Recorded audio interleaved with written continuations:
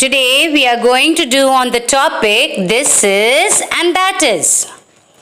This is used when a person or an object is near to us. That is used when a person or an object is far from us. Do you want to know who is person? Persons are boy, girl, mother, father, and many more you can see in the pictures. You know animals? Yes, I know. Surely you'll know, children. See this picture, full of animals. Different types of animals are there. Object or things which you play every day, which you work with it. Children, these are the things.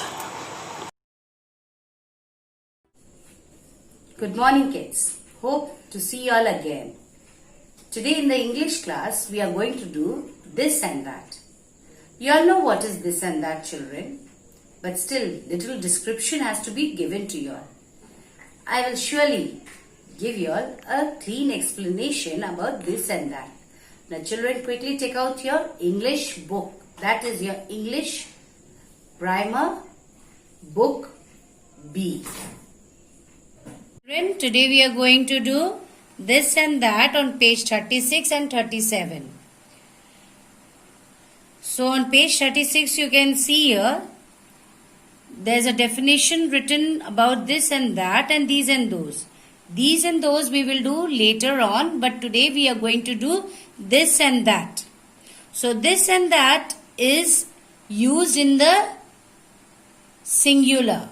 When we use when we see any one object or we talk about only one person or one animal. Then we use this or that. But this is used when anything which is near to that person, animal or an object. So children, now you can see in the first picture a man is holding a key. A key is near to that man. He is holding it. So what you will write? So this is a key. He is holding one key only. In the next picture you can see a bike is far from that man. And he is pointing out. He is showing a point. See? He is showing that bike. So that means the bike is far. This pointing is far. So when that is, we write that is a bike. So here key and bike are singular. Singular means one. So that time we use this and that. Now we move on to page 37. Now you see here on page 37, things is being used when the person or an object is near to us. This and that is being used only when we use only for one thing. This is used when we see any person or object or animals which is near to us. That time we use this. That is used when we see any person or any object or any animals which is far from us. That time we use that. Now you can see here the dog is next to that boy, near to that boy. So what we will write, children? This is a dog. A dog is when it is used when we are talking about one dog. That time we use a dog. Now you can see the boy is pointing. See the point here. He is pointing at that bird which is far from him. So that time we use that is a bird. A bird is used only for one bird. Now next picture you can see a boy is holding a cup which is near to him. See, it's near to him? Yes. So that time we use this is a cup. A cup is used only for one cup. That is a table. So what you can see, that boy is pointing at that table. Only one table is there which is far. See, it's pointing. The point is there which is far. So that time we use that is a table. A table means one table. You have to write. Before writing, what you have to do, children? You have to write the date as well as the classwork. Right on top you write this and that.